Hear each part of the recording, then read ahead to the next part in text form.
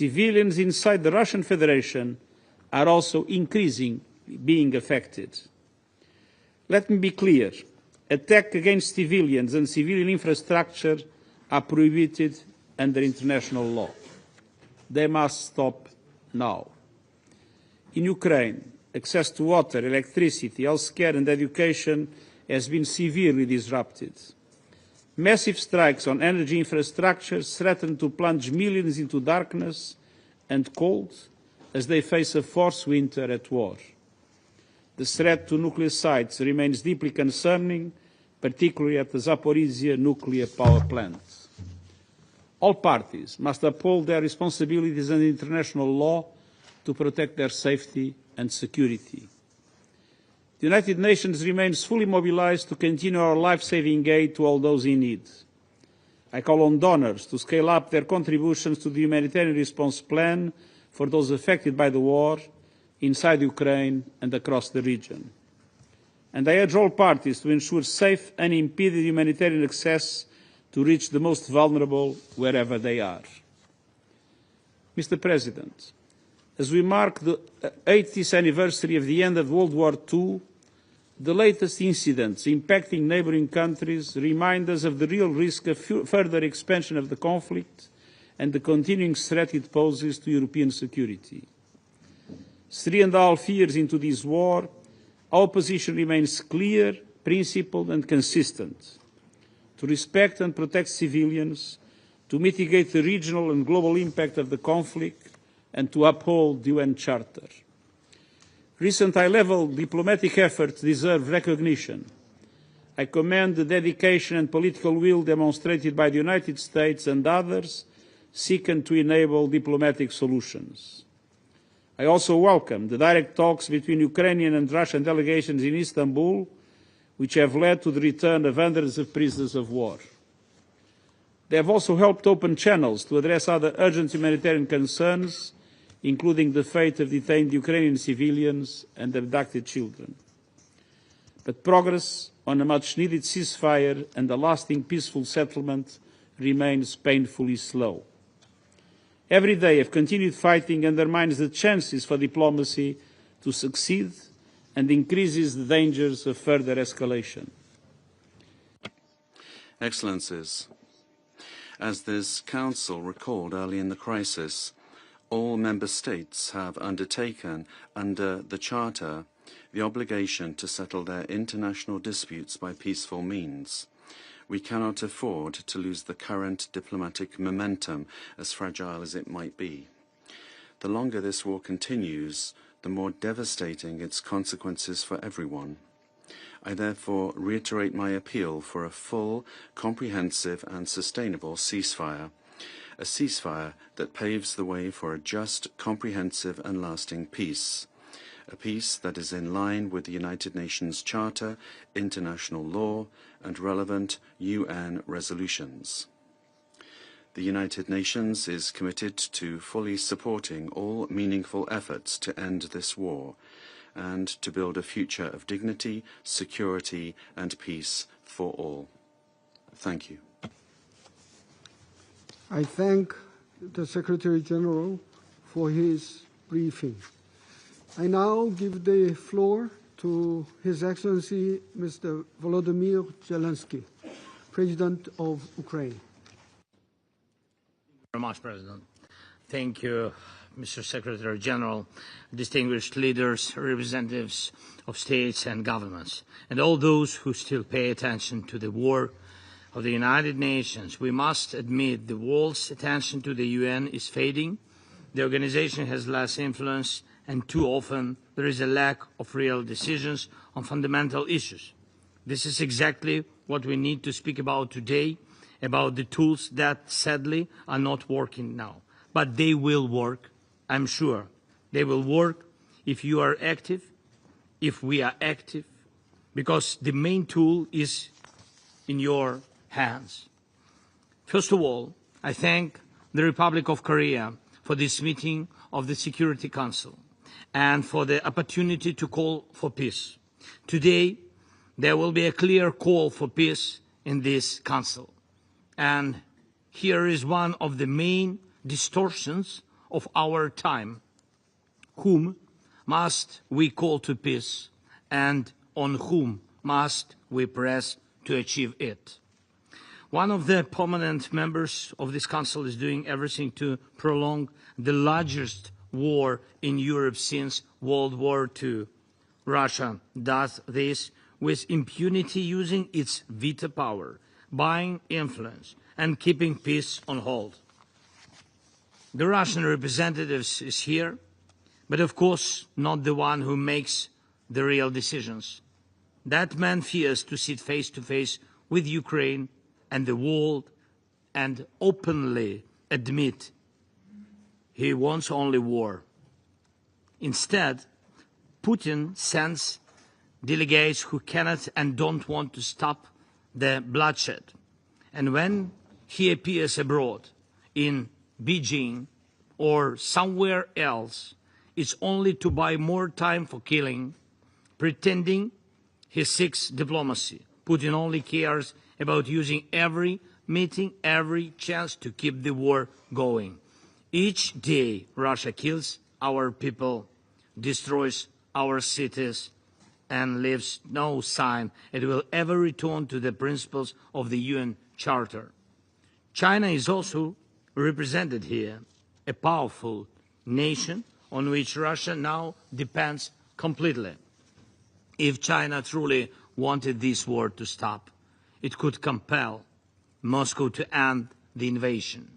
Without China, Putin's Russia is nothing. Yet too often, China stays silent and distant instead of active for peace. The United States of America is present here as well, a strong nation that supports our defense, and we've said yes to every proposal from the US president for a ceasefire and talks with Russia to bring peace. But Russia always says no, or tries to confuse everyone so that even a ceasefire can't happen. And I met with President Trump just now, and we spoke about how to finally bring peace, and we discussed a few good ideas, and I hope they will work. And I'm grateful for this meeting, and we expect America's actions to push Russia toward peace. Moscow fears America and always pays attention to it. The United Kingdom is here, a permanent member of the Security Council. France is here, also a permanent member. Both nations support us, support our people, our independence. Both promote diplomacy, and both are parties to a document that was supposed to be a positive milestone, together with the other permanent members of the UN Security Council. But instead, it became a warning to the world. The Budapest Memorandum, meant to guarantee Ukraine's security in exchange for giving up nuclear weapons, failed. It proved that international promises can turn into blabbering. That is why today, with Britain, with France, and already with more than 30 nations in our coalition of willings, we are building a new security architecture. We count on the United States of America as a backstop. Real security guarantees must become the line Russia cannot cross again. Here is one example of how strength can stop war. If we could strengthen our skills with a joint system to shut down skies, with a short system to shut down Russian missiles and drones, it would force Russia to stop its attack from the sky, because everything could be shut down, and so Putin would be forced to sit here or in another respectable venue and look for a truce on the ground. If there is no war in the sky, Russia can't keep fighting on the ground. I have talked about this with President Trump and with other leaders. Why do I say this now and here? Because you, the United States, China, Britain, France, the permanent members of the Security Council, represent the world's essential power, the power that must act when international law alone cannot. And no, not Russia. With this war, Russia has discredited itself, even for those who do not yet criticize Putin openly. They still feel that Russia's presence brings no good. Excellencies, behind every international institution, there must be real strength to enforce decisions. This is true for the Security Council and for the UN as a whole. If you stand together for ending this war, even Russia will have to obey. And if some of you act while others delay, the war goes on. Ukraine wants peace more than anyone in the world. The front is on our land, and we mourn our people, and we try to save our cities and to save our small villages. Russia ignores its dead, blind to its own losses.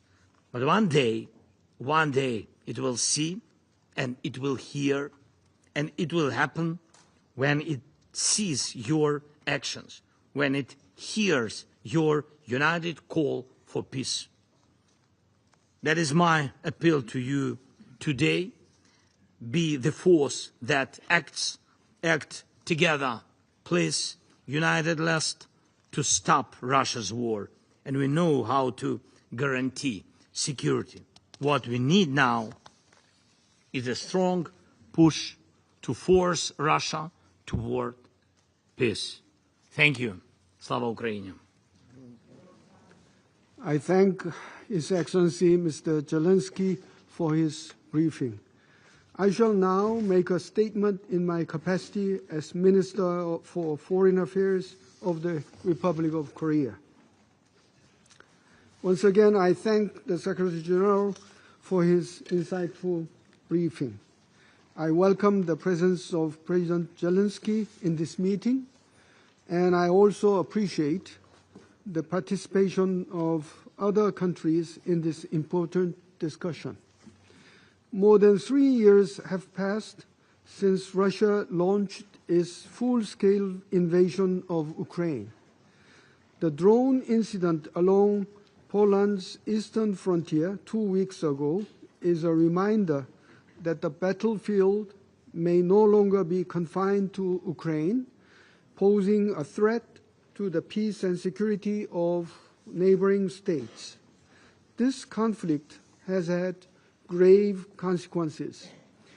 Indiscriminate attacks on civilians and civilian infrastructure continue in clear violation of international humanitarian law.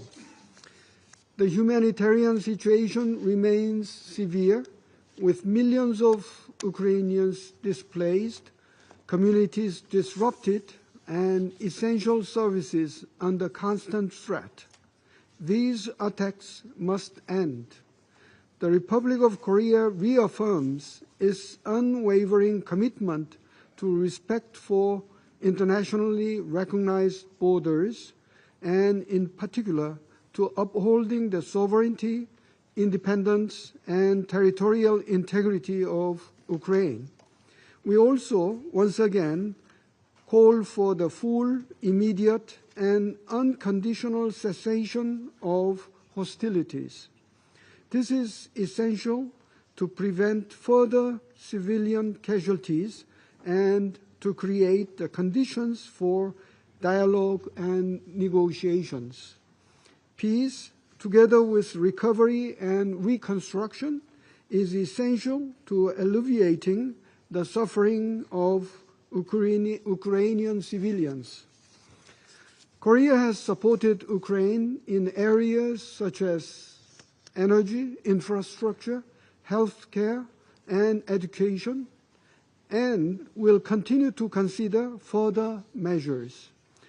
Korea also acknowledges the initiatives of the international community, including the adoption of resolutions in both the General Assembly and the Security Council last February, which implore a swift end of the war. Taking note of the ongoing discussions among the US, Russia, and Ukraine and European partners, we hope these efforts will contribute to the realization of a peaceful settlement. Excellencies, we remain gravely concerned about military cooperation between the DPRK and Russia, including transfers of ballistic missiles and arms, as well as troop deployments. These actions constitute clear violations of the UN Charter and of relevant Security Council resolutions unanimously adopted by this body. Such cooperation undermines the global non-proliferation regime, prolongs the conflict in Ukraine, and raises serious security concerns on the Korean Peninsula. The DPRK's involvement demonstrates that this war is not an issue for Europe alone. Its repercussions reach other regions, including Northeast Asia, underscoring the fact that this conflict threatens international peace and security as a whole. We urge both Russia and the DPRK to immediately cease all activities that violate relevant Security Council resolutions. Excellencies, the Security Council carries the primary responsibility for the maintenance of international peace and security. All members must uphold the credibility of this body by ensuring that violations of international law are not ignored. The international community cannot allow aggression to be legitimized or rewarded. Korea will continue to support international efforts aimed at achieving a just and sustainable peace in Ukraine.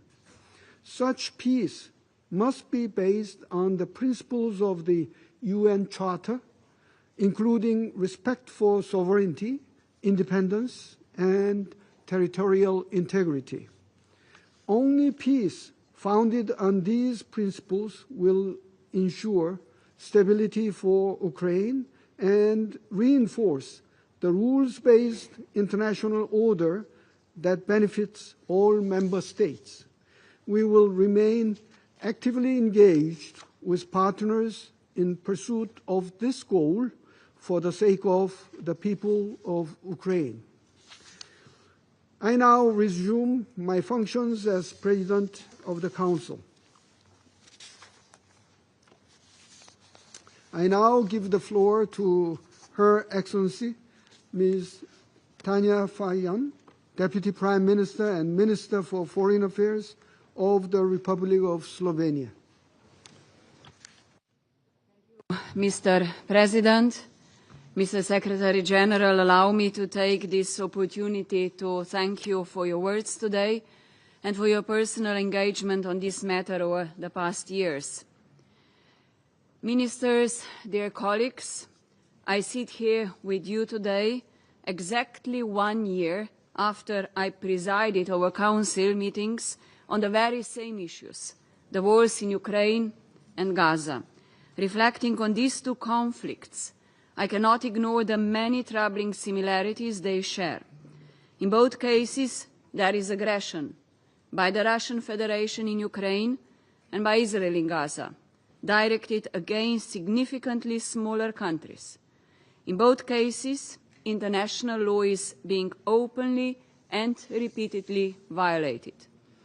And I must ask, how many more times will we need to gather here before we put an end to these tragedies? Dear colleagues, The war in Ukraine has accompanied my entire tenure as Minister of Foreign and European Affairs. As such, I feel compelled to reflect more deeply on some of its aspects, because I fear that over time, certain elements may have begun to fade from our memories. First, now well into its 4th year, this war continues to escalate. We are witnessing a record number of aerial attacks far from the front lines, causing record numbers of civilian casualties across Ukraine. Second, the rationale behind this war keeps shifting. We've heard justifications ranging from the welfare of Russian minority to Ukraine's Euro-Atlantic aspirations, vague security concerns, and accusations of nationalism within its government. But colleagues, let's remind ourselves, under the UN Charter, none of these reasons provides ground for war. None of them can justify aggression. This is not the first time the Security Council has found itself paralyzed, unable to take meaningful action. But that does not absolve us from our responsibility to protect civilians in armed conflict. Just as this applies to Ukraine, it applies equally to Gaza, Sudan, and to any other region suffering the consequences of war. And as with any protracted conflict, we must continue to confront the facts. We must speak out where condemnation is warranted, because failing to do so is failing to acknowledge reality. And without that, meaningful steps forward are rendered impossible. We condemn the violations of international humanitarian law. We condemn the abductions and forcible transfers of children. We condemn attacks on critical civilian infrastructure. We condemn that Russia keeps responding to Ukraine's calls for peace and ceasefire with drone swarms and missile strikes. We condemn this war of territorial conquest that continues to erode the foundations of the UN Charter and the credibility of this organization. Mr. President, Slovenia believes firmly in the urgent need for a ceasefire and the start of meaningful peace negotiations. These are objectives we know the majority of the Council can support. Slovenia stands ready to work towards a just and lasting peace, one rooted in the principles of the UN Charter. Every nation has the right to shape its own future. Every person deserves to live in peace, dignity, and freedom. And my country will continue to aid the Ukrainian people until they achieve what they deserve. Thank you. I thank Her Excellency Ms. Fayon for the statement. I now give the floor to His Excellency Mr. Lars Løkke Rasmussen, Minister for Foreign Affairs of Denmark. Thank you, Mr. President, and thank you for the Republic of Korea for convening this meeting and the Secretary General for his briefing. I warmly welcome the participation of President Zelenskyy and his important statement today. Whatever one Council member may claim, there's only one root cause of the war in Ukraine: Russia's illegal invasion of a sovereign UN member state, a blatant violation of the UN Charter, an illegal war of aggression to withdraw borders and take territory by force. But Russia's full-scale invasion was repelled by Ukraine's brave armed forces and with the support of countries opposed to Russia's aggression, but above all by the determination of Ukraine's people, who refused to lose their independence, to have their national identity erased.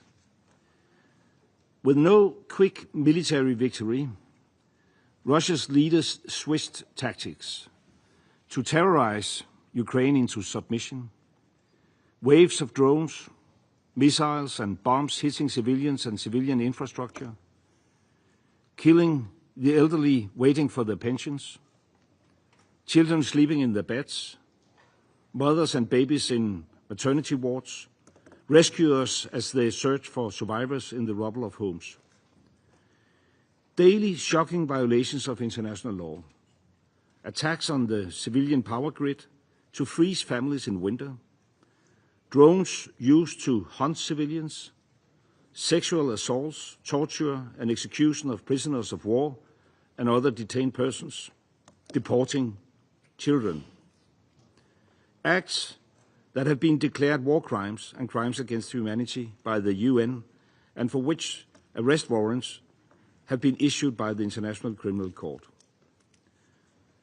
And yet, Mr. President, the Kremlin will have us believe it wants peace, that the aggressor somehow is the victim. But Russia's actions speak louder. The 20 largest air attacks on Ukraine's cities have all happened since May, this May. July was the deadliest month for Ukrainian civilians in over 3 years, with more than 1,600 civilians killed or injured. Since the Council passed Resolution 2774, Russia has shown no interest whatsoever at a first step on the path to peace. Russia's leaders clearly mean to prolong and escalate the war. Russia's repeated violation of European sovereign airspace with aircraft and drones underline Russia's insistence of staying on a path of war. These reckless acts threaten the security of our citizens, threatens the regional stability and international peace. Mr. President, for peace to have any chance in Ukraine, the very first step must clearly be for the weapons to fall silent. Ukraine offered an unconditional ceasefire months ago, and we have all witnessed Russia's response: escalation. Therefore, the international community needs to increase the pressure on the Kremlin through additional sanctions and measures against the shadow fleet. This is the only way Russia might engage in the peace talks in good faith. Mr. President, we are also focused on the humanitarian needs and other needs in Ukraine. My own country, Denmark, recently launched the Ukraine Transition Program to enhance Ukraine's resilience and ability to meet its people's urgent basic needs. With a new winter around the corner, Ukraine's needs will increase, and it is our duty to support them. I was in Kiev 10 days ago to launch this program, and I saw the determination of the Ukrainian people with my own eyes. They want to build a future and end this senseless war. We all pledged to uphold the UN Charter, to ensure countries can live in peace within their borders. In the 18th anniversary year of the founding of the UN, any other outcome would be a tragedy. When Denmark was elected to the Security Council, we pledged to uphold international law, and we will continue to do so in all cases. Thank you. I thank His Excellency Mr. Rasmussen for the statement.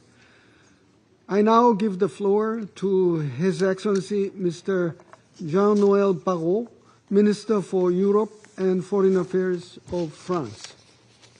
Monsieur le Président, Mr. President, 80 years ago, men and women from all continents signed before history a pact for global peace and security. On the 26th of June, 1945, in San Francisco, the United Nations was born.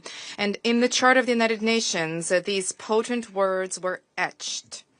We, the peoples of the United Nations, determined to save succeeding generations from the scourge of war. 80 years later, in a sinister echo, Russia is violating the most essential principles of this founding text. Since the 24th of February 2022, it has been perpetrating unjustifiable atrocities in Ukraine. Russia is acting in a lawless way. Vladimir Putin is acting in a lawless way. The International Criminal Court in March 2023 issued an arrest warrant against Vladimir Putin for the deportation of Ukrainian children to Russia.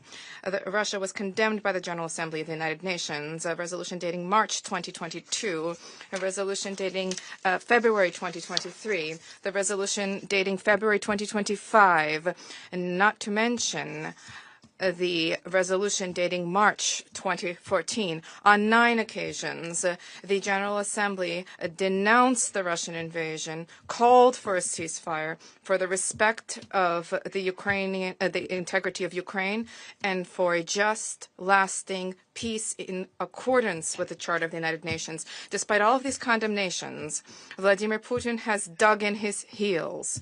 Brutality, lies, uninhibited violence. Thousands of Russian, Ukrainian lives have been sacrificed. To what end?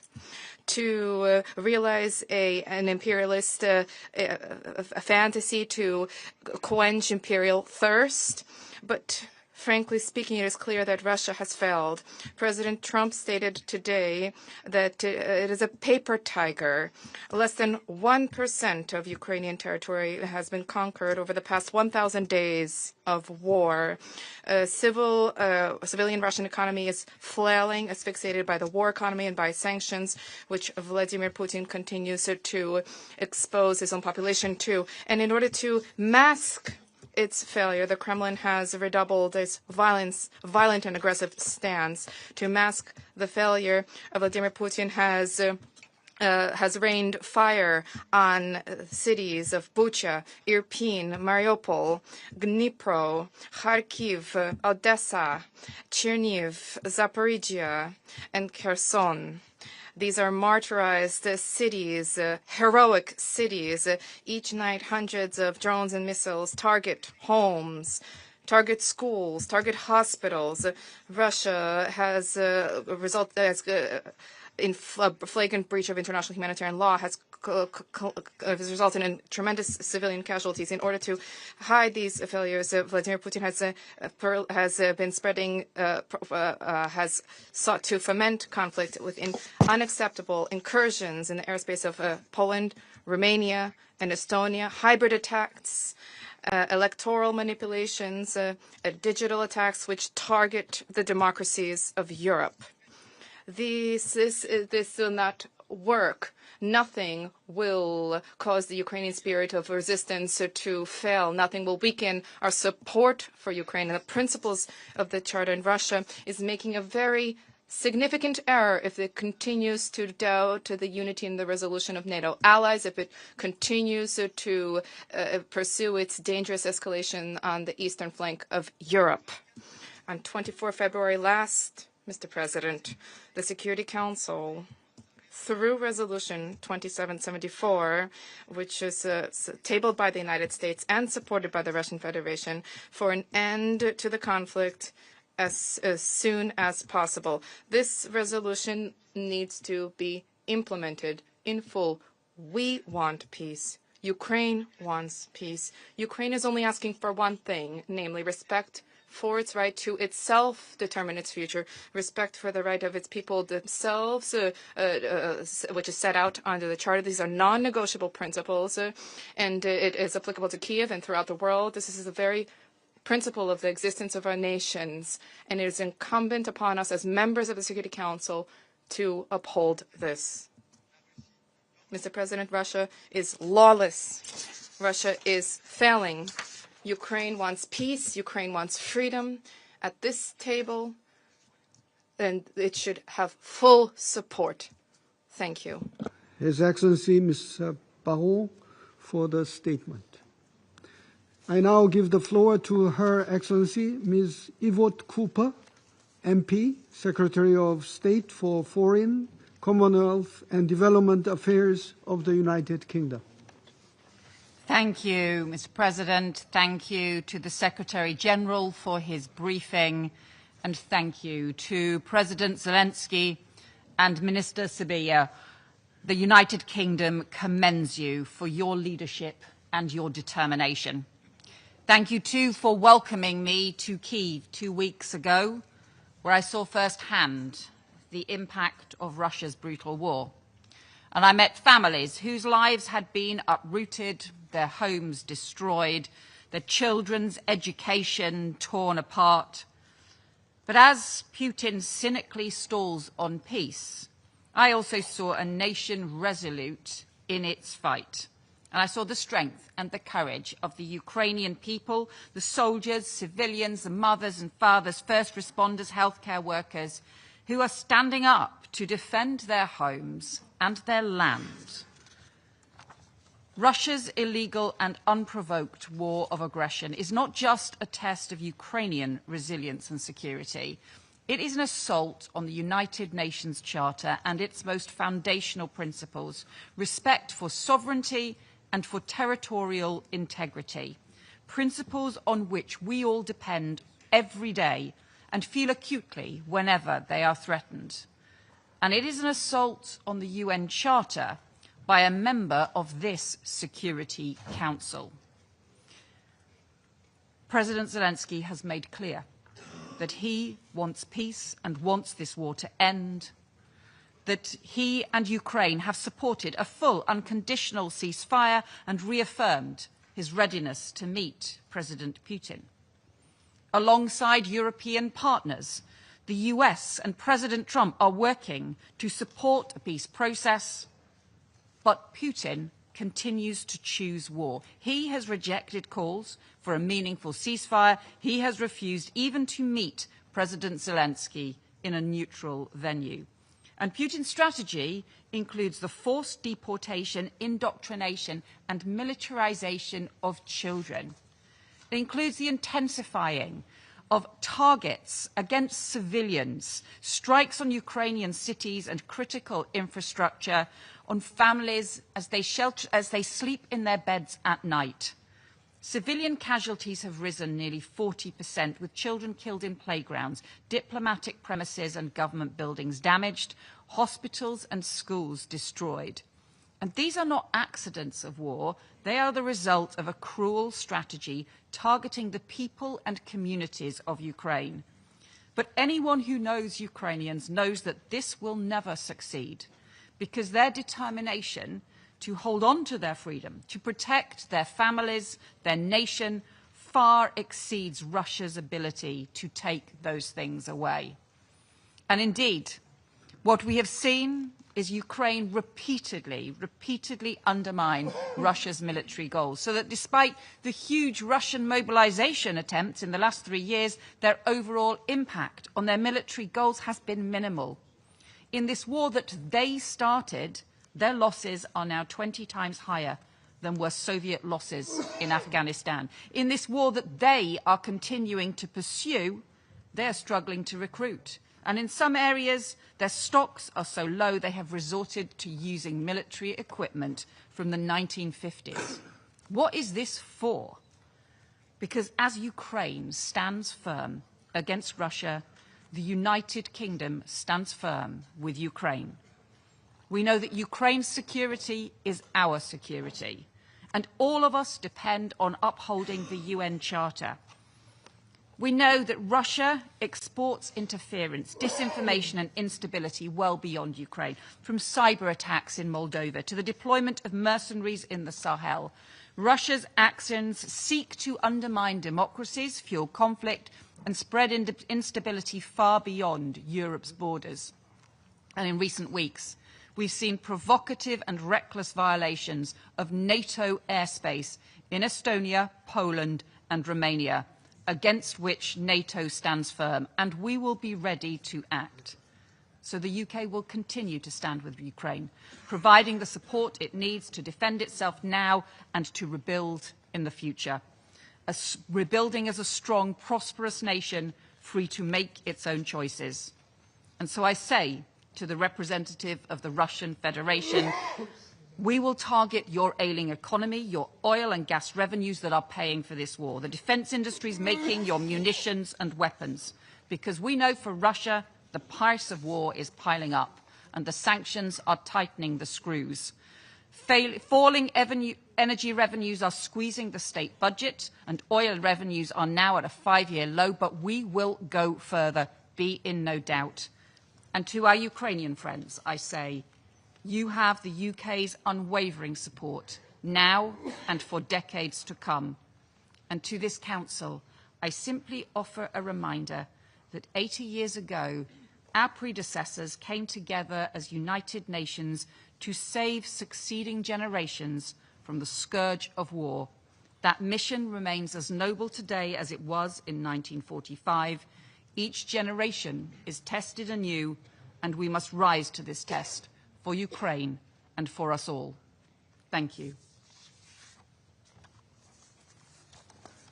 I thank Her Excellency Ms. Cooper for the statement. I now give the floor to His Excellency Mr. Ahmed Attaf, Minister of State, Minister of Foreign Affairs, National Community Abroad, and African Affairs of Algeria. Vous avez la parole. Shukran. Shukran. Thank you, Mr. President.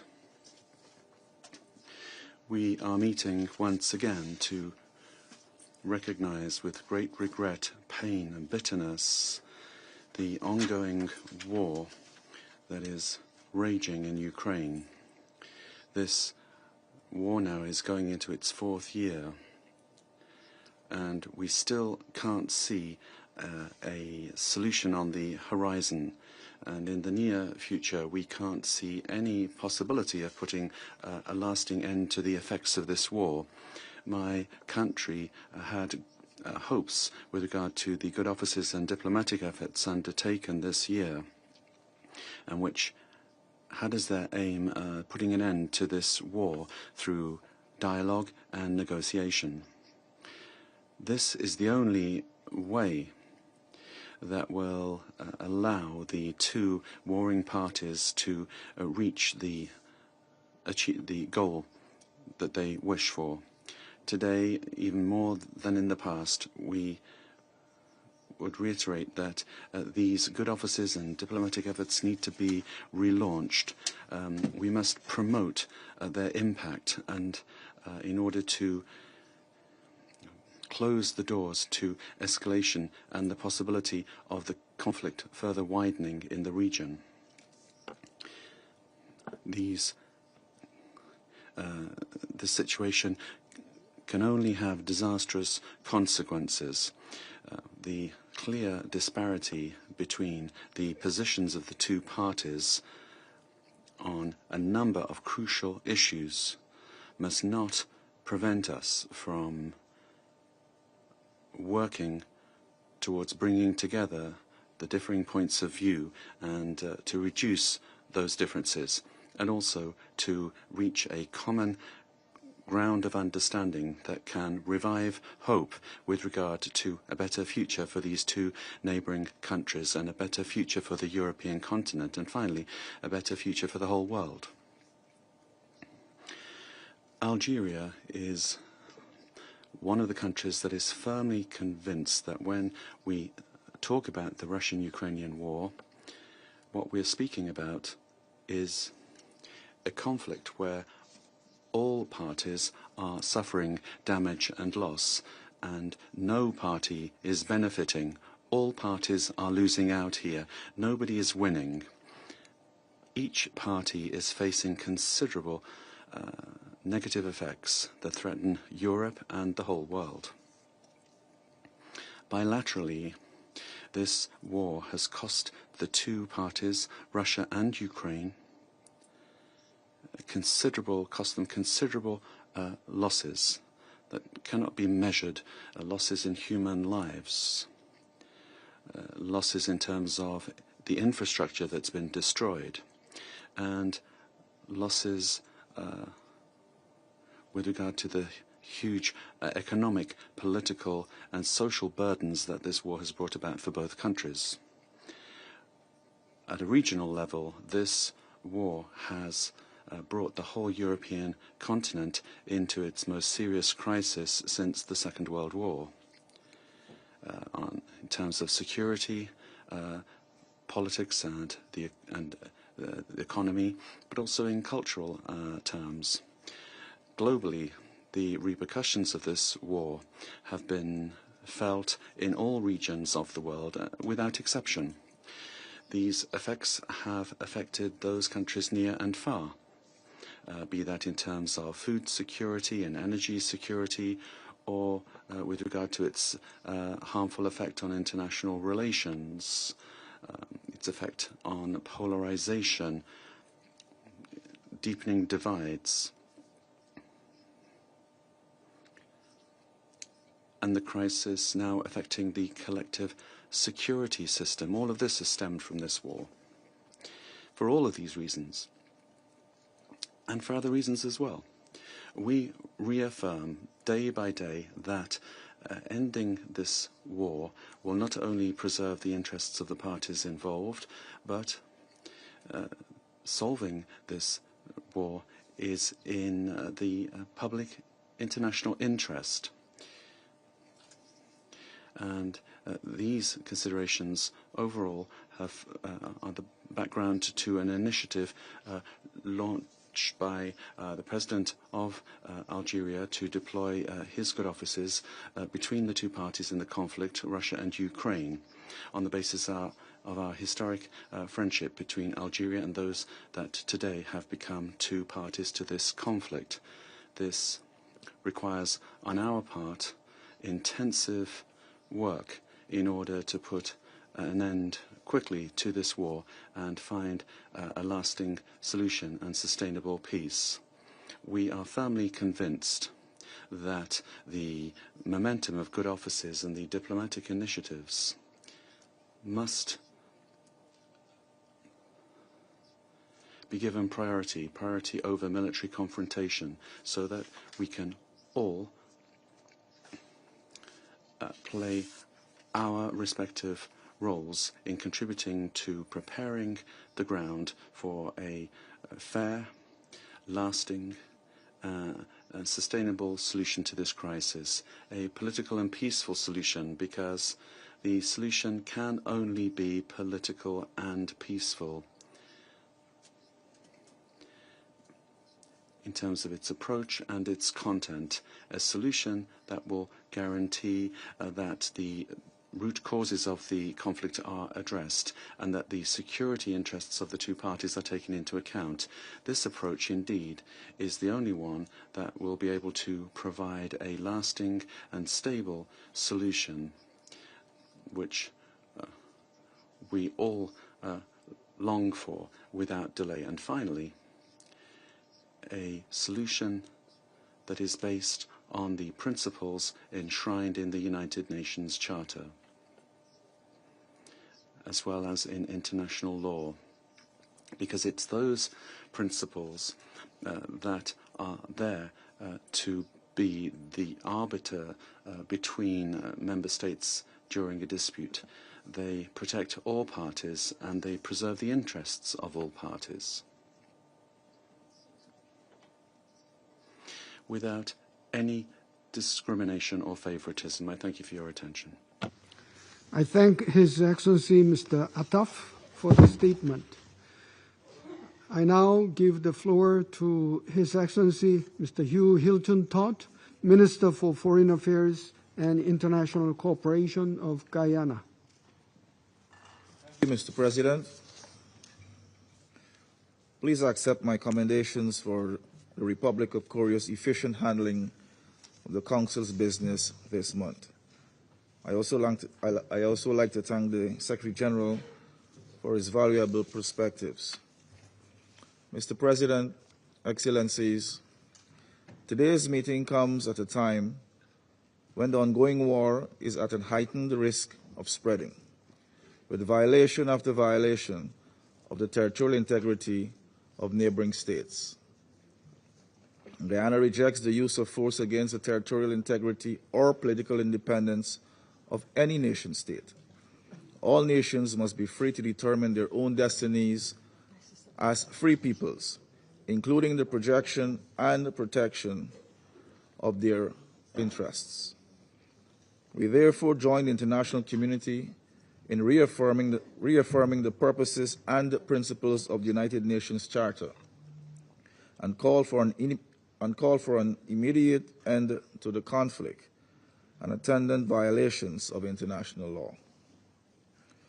We deeply regret that a peaceful resolution is yet to be found, and that the repeated calls for good faith negotiations and the cessation of hostilities have not been heeded. Even as Resolution 2774 remains unimplemented, we remain convinced that a peaceful solution is still possible and the only viable path forward. Peace, after all, can never be achieved through force, nor by one side imposing its will upon the other. Genuine and lasting peace requires strong political will, good faith dialogue, and a firm commitment by all involved to sustaining those efforts. Mr. President, Excellencies, as the search for a solution continues, we, the members of the Security Council, must be concerned with the repeated and persistent violations of international law that are taking place. Violations that have placed civilians in Ukraine and Russia squarely at the mercy of combatants. The protections granted to them under international humanitarian law have been stripped away, and they have become victims of deliberate targeting. Their safety and security are imperiled and their vulnerability exploited for military advantage. Moreover, by abducting children, blocking access to humanitarian aid, and attacking critical civilian infrastructure, the damage wrought on civilian lives continues to magnify. The effects of this situation, including the mass destruction of cities and the prolonged economic, social, and psychological impacts, will be acutely felt for years to come. Children have paid particularly high price on account of the violence meted out, especially in the attacks against schools and hospitals. Guyana has always spoken out firmly against such actions and does so again today. We continue to demand that the parties respect humanitarian principles and uphold their obligations under international humanitarian law and international human rights law. We also recognize that ending such violations would require the complete withdrawal by the Russian Federation of its military forces from the internationally recognized territory of Ukraine. Mr. President, even as we continue to demand an end to the war, we continue to be confronted with multiple allegations of violations of the airspace of neighboring countries. As we have stated in previous occasions, every member state has a legal obligation to uphold the provisions of the United Nations Charter and to respect the territorial integrity of other states. Guyana calls for an end to the ongoing violations, which risk igniting a broader regional conflict. We have said this many times. Attempts to resolve a conflict through military escalation will only exacerbate the situation and make a peaceful resolution more difficult. At this critical juncture, we call for an urgent ceasefire and for the parties to commit more firmly to peace through dialogue. Resolution 2774 must be implemented. Guyana urges the international community to work in concert to support those efforts. We will continue to do our part as a member of this Council. I thank you. I thank His Excellency Mr. Todd for the statement. I now give the floor to His Excellency Mr. Marco A. Rubio, Secretary of State of the United States. Thank you, Mr. President, and all of you for convening here today on this important matter. When President Trump took office, he made it among his highest priorities the restoration of peace anywhere and everywhere in the world where the opportunity presented itself. And it's met with great success in a number of places. We had a conflict between India and Pakistan, which was a very dangerous conflict. and one that he chose to engage in and was able to bring it to be very involved in bringing it to a cessation of hostilities.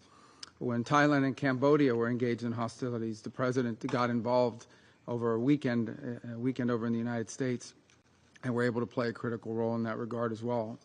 We are very grateful to some of the countries in this room that were helpful in that regard with the DRC and Rwanda, and work remains to be done. But again, a conflict that presents grave dangers and extraordinary humanitarian challenges.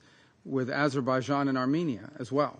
He has become involved, and we were able to sign an agreement at the White House very recently that hopefully prevents a future conflict which would prove costly and deadly. But the one that's proved to be an extraordinary challenge has been the war in Ukraine, between Russia and Ukraine.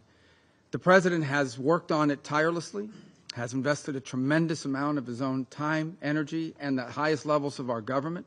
We have had meetings in Turkey, meetings in Saudi Arabia, meetings in Alaska, countless phone calls, doing everything possible to bring this conflict to a resolution and to an end. A war that cannot end militarily. It will end at a negotiating table. That's where this war will end. But the longer it lasts, the more people will die, the more will be destroyed. Some of the numbers we are seeing in the loss of life among military personnel, for example, on the Russian Federation side, are staggering. Staggering. In 1 month alone, more loss of life than in the entirety of the U.S. engagement in Afghanistan or Iraq. This war has to end, and we have done everything we possibly can and will continue to do everything we possibly can to bring it to an end. Very generous offers have been made. For example, a ceasefire at the current lines of contact, while all the other details on the future of the conflict could be worked out in terms of future territorial lines. The President has shown extraordinary patience in terms of not assessing additional sanctions in the hopes of having a breakthrough in this regard. And all has come to what appears to be not just a stagnant one, but an era, and we've entered a period of what appears to be potential even escalation, with the historically highest number of strikes we've seen over the last few nights and before. And now we are also watching incursions into neighboring airspace by both drones and airplanes. The President is a very patient man. He's very committed to peace, but his patience is not infinite. And as he has said repeatedly, he has before him the opportunity and the options of imposing additional economic costs on the Russian Federation if necessary in order to bring this to an end. He also has before him the option, as he has already chosen to do in some circumstances, to sell defensive weaponry and potentially offensive weaponry so that Ukraine can defend itself from this assault by purchasing that weaponry. So I'm here to say to the Security Council, the United States remains as committed as it has ever been to a peaceful resolution to this dangerous conflict.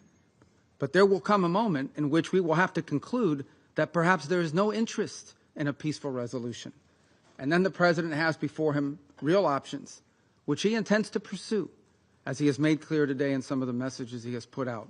So I strongly urge the Security Council, the member states here, and those who are not part of this as well, to do everything in their power, and including the Russian Federation, to do everything within their power, and the Ukrainian side for that matter as well, but all sides, to bring this war to an end before it becomes something that will last another 3 or 4 years, lead to more destruction, both economic and at the same time a loss of life and loss of property and loss of futures. This war needs to end. But if it does not, if there is no path to peace in the short term, then the United States and President Donald J. Trump will take the steps necessary to impose costs for continued aggression. Thank you. I thank His Excellency Mr. Rubio for the statement. I now give the floor to Her Excellency Mrs. Alexandra Papadopoulou, Deputy Minister for Foreign Affairs of Greece.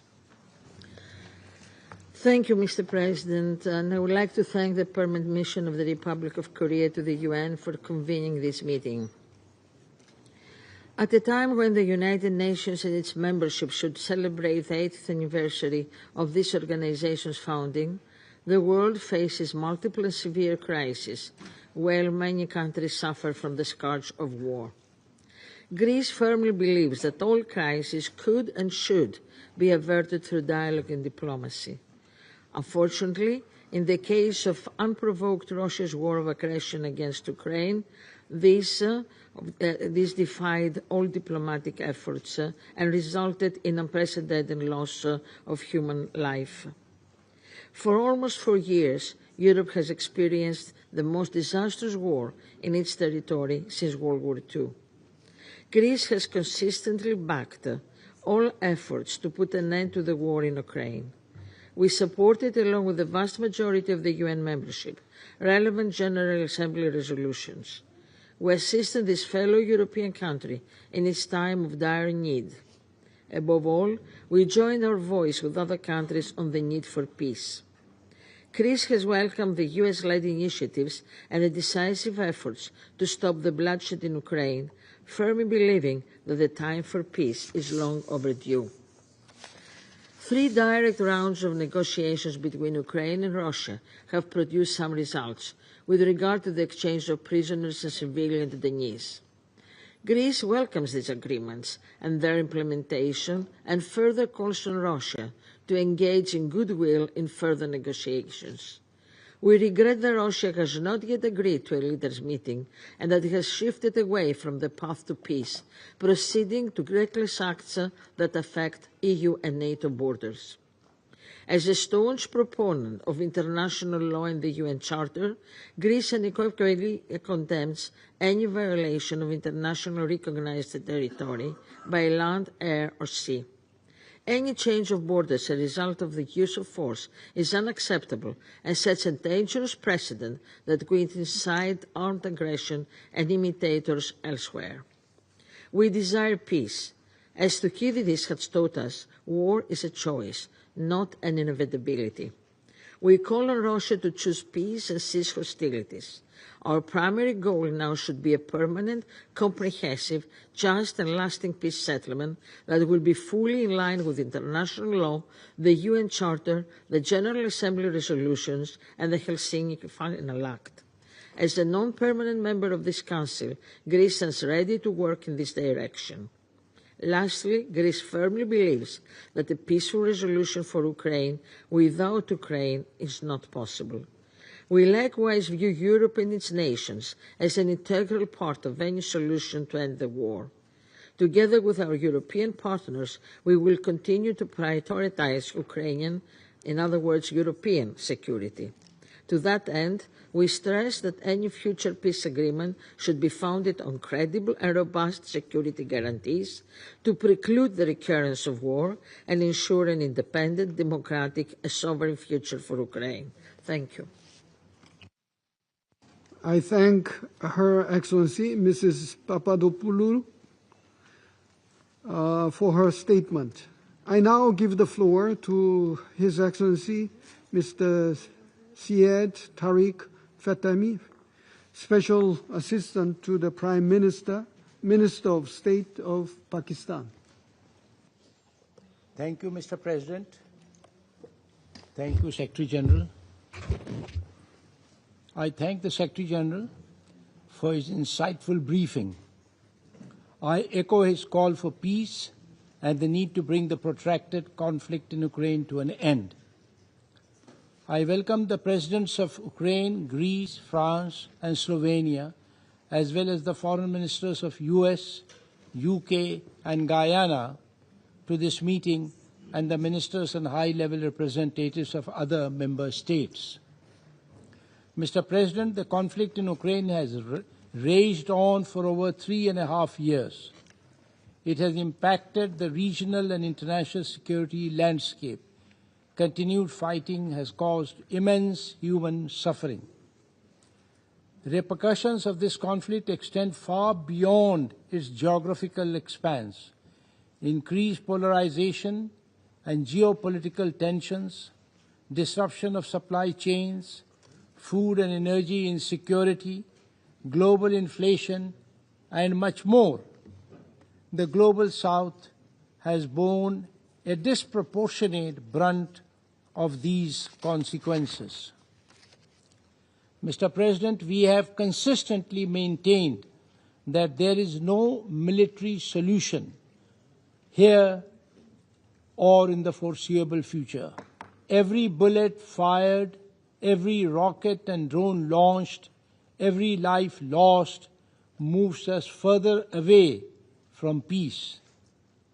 We call upon the parties to demonstrate restraint, scrupulously adhere to the international humanitarian law, and make meaningful strides towards de-escalation.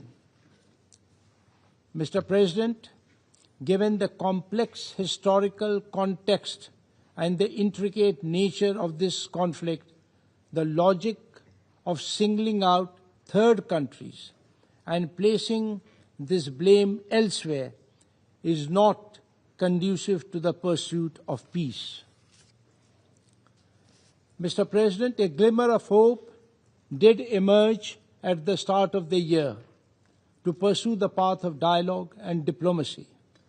The Security Council adopted Resolution 2774, mourning the tragic losses of life, reaffirming the Charter's principle to peacefully settle disputes, imploring a swift and end to the conflict, and urging a lasting peace between Ukraine and Russia. Pakistan supported this resolution.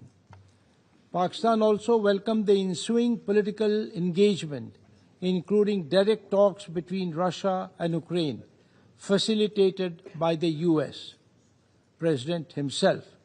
It generated optimism for an early end to this conflict.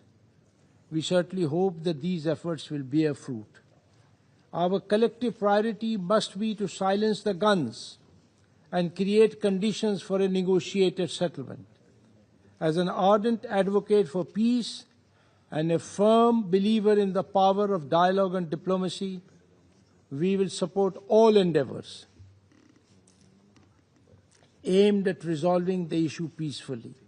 That was also the spirit of Resolution 2788 adopted by the Council in July. Mr. President, the path of peace is the only responsible choice. A sincere and meaningful dialogue, which addresses the security concerns of all sides, is anchored in the principles of the UN Charter and international law, and respects the relevant multilateral agreements, can help secure peace, which is both just and sustainable. Pakistan will continue to support all regional and international efforts that pave the way for a peaceful resolution of this conflict. I thank you, sir. I thank His Excellency Mr. Fatemi.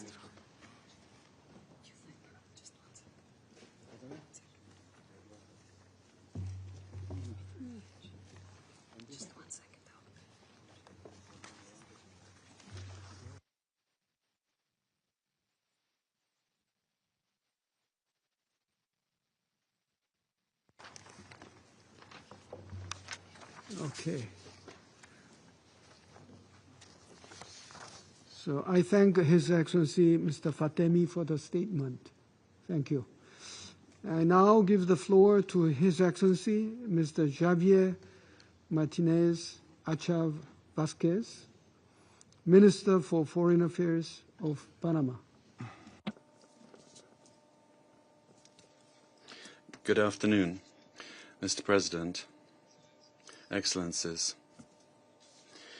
Panama would like to thank the Secretary-General, Mr. Antonio Guterres, for the information provided regarding the conflict in Ukraine. We welcome the presence of the various countries who join us once again today to address the situation regarding the conflict between the Russian Federation and Ukraine. Since the beginning of the Russian invasion in 2022, Panama has reiterated its concern over the breakdown of international peace and security, as well as the dire consequences of this war, which, first and foremost, affect the civilian population. We are entering the fourth year of this war, whose origin, stemming from the invasion of a sovereign state, has been the subject of numerous unsuccessful meetings of this Council. In this regard, Panama, respectful of international law, rejects any violation of the sovereignty, political independence, and territorial integrity of Ukraine, and we condemn the use of force by one state against another. We reaffirm the primacy of these principles, not as a rhetorical exercise or an abstract aspiration, but rather as a moral and legal obligation incumbent upon the entire international community, principles that must be safeguarded and defended wherever they are under threat. The recent violation of the airspace of Poland and Romania, as well as yesterday's meeting called in response to the incursion of Russian combat aircraft into Estonian airspace, are troubling signs of the escalation in the conflict, which undermines the recent diplomatic efforts promoted by the United States with the support of European countries to bring an end to this war. Panama reiterates that dialogue is the only path to the peaceful resolution of this conflict, that with the necessary political will, it is possible to establish the conditions that guarantee respect for international obligations and safeguard peace and security. All of this within a broad framework of freedom and the sovereign equality of states, with full respect for their sovereignty and territorial integrity. This war, the most devastating in Europe since 1945, with a humanitarian crisis that has led to high numbers of civilian and military deaths, injuries, disappearances and displacements, and which has also driven an unprecedented increase in global military spending, this war must come to an end. The effects of this tragedy are not confined to a single region. Its humanitarian, economic and political repercussions are global in nature and are felt in all areas. For 80 years, Panama has upheld the principles enshrined in the Charter of the United Nations and in international humanitarian law as essential pillars for peaceful coexistence between peoples. Our country has maintained that respect for these norms is the greatest contribution that we can offer humanity in order to preserve future generations from the scourge of war. Today, we reaffirm the validity of their normative value and the preservation of their integrity and universality as indispensable elements to guarantee the stability of the international order and respect for human rights. For Panama, multilateralism constitutes an indispensable tool for success and an example of effective international cooperation which, from our own experience, we can say has proven its effectiveness in promoting peace, resolving conflicts peacefully, and helping to confront the common challenges of the present and of the future. Mr. President, only with the will of each member state of this Council and the readiness to transform rhetoric into actions for peace can we demonstrate the effectiveness of this United Nations body and our ability to bring peace to peoples suffering the consequences of war. Panama expresses its hope that all parties involved will act with determination to achieve, without delay, a just and lasting peace, one that respects the sovereignty and territorial integrity of Ukraine and the human rights of all those people affected. Thank you very much. I thank His Excellency Mr. Acha Vasquez for the statement. I now give the floor to the representative of China. President, I thank Secretary General Guterres for his briefing. Allow me to make 4 points. First, dialogue and negotiations remain the fundamental path forward. Recently, positive momentum has emerged in the dialogue and negotiations on the Ukraine crisis, with key parties holding a series of engagements and talks. However, significant differences remain in their positions and demands. The parties to the conflict should intensify their efforts, demonstrate political will, show flexibility, and take seriously and address properly each other's legitimate security concerns, so as to reach a comprehensive, lasting, and binding peace agreement at an early date. Second, promoting de-escalation is a pressing priority. At present, there are no signs of a halt to hostilities on the ground. The parties to the conflict continue to carry out large-scale drone and missile attacks, and substantial quantities of arms and ammunition continue to flow into the battlefield. China has consistently called for adherence to the three principles of no expansion of the battlefield, no escalation of the fighting, and no fanning up the flame by any party. We hope all parties will play a constructive role in de-escalating the situation and in creating the necessary conditions for a ceasefire and the cessation of hostilities at an early date. Third, alleviating the humanitarian crisis is a moral imperative. Civilians are the greatest victims of war. Each additional day of conflict brings an additional day of suffering to the people. The parties to the conflict should exercise restraint, strictly abide by international humanitarian law, and refrain under all circumstances from attacking civilians and civilian infrastructure, and avoid the use of WMDs. The international community should step up its humanitarian assistance efforts in order to help those affected by the crisis overcome their difficulties. Fourth, containing the spillover effects of the crisis is a shared responsibility. The crisis has taken a big toll on global economic development, with developing countries bearing the brunt. The international community should strengthen cooperation on issues such as food, energy, finance, trade, and the protection of critical infrastructure in order to jointly maintain the stability and smooth functioning of global supply chains. Abusing unilateral sanctions and long-arm jurisdiction under the pretext of the crisis does not contribute to a political settlement. On the contrary, it creates new problems and should therefore be rejected. President, since the first day of the crisis, China has been upholding an objective and impartial position, calling for a ceasefire and cessation of hostilities, and advocating for peace talks towards a political settlement.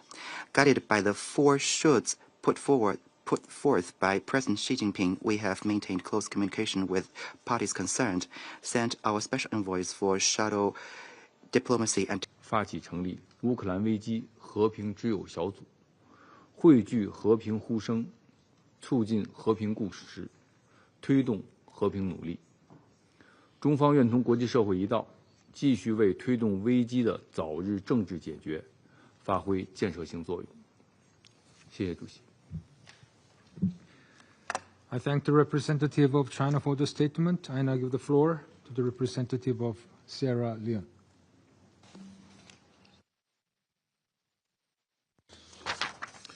Thank you, Mr. President.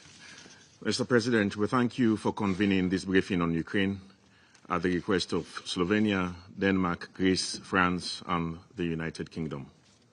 I welcome President Volodymyr Zelenskyy's participation at this meeting. I thank the Secretary General, Mr. Antonio Guterres, for his comprehensive and sobering briefing.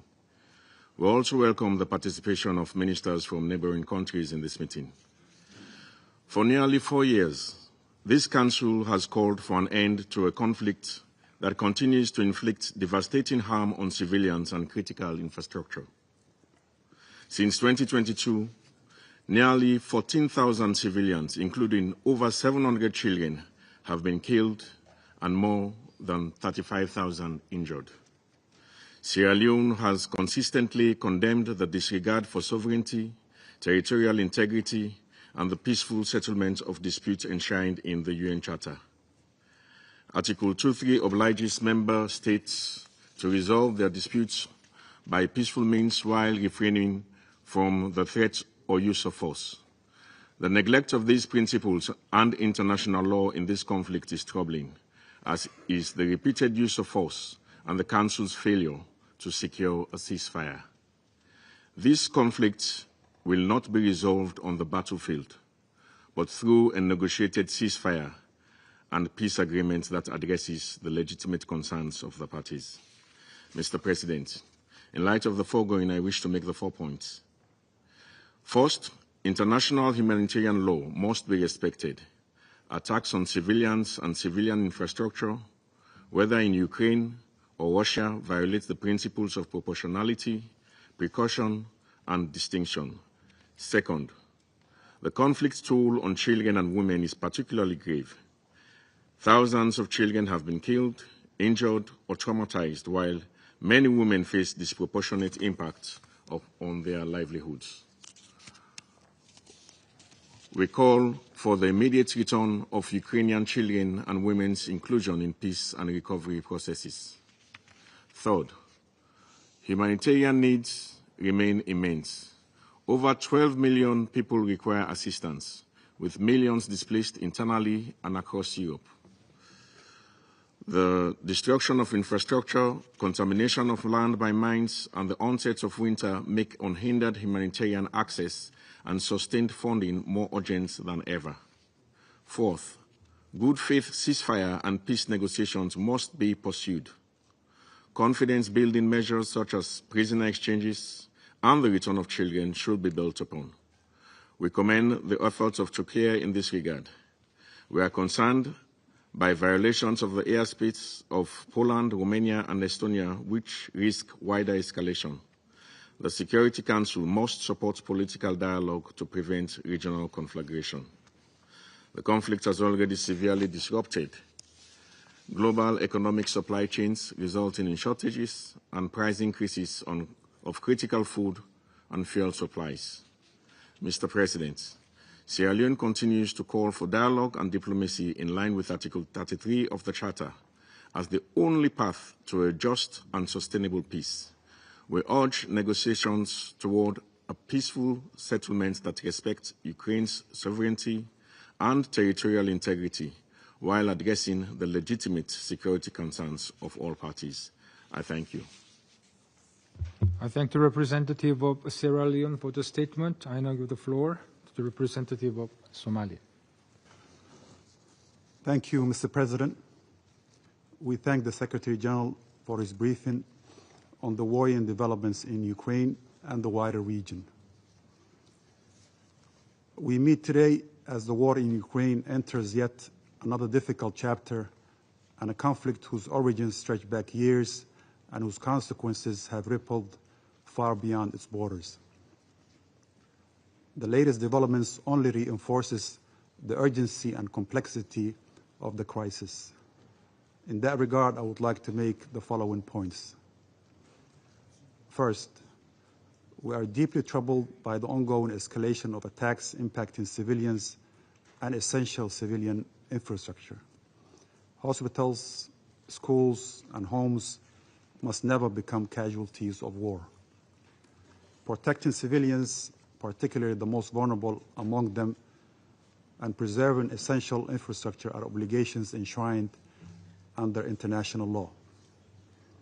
Our delegation reiterates that all parties to the conflict must respect and uphold these principles without exception.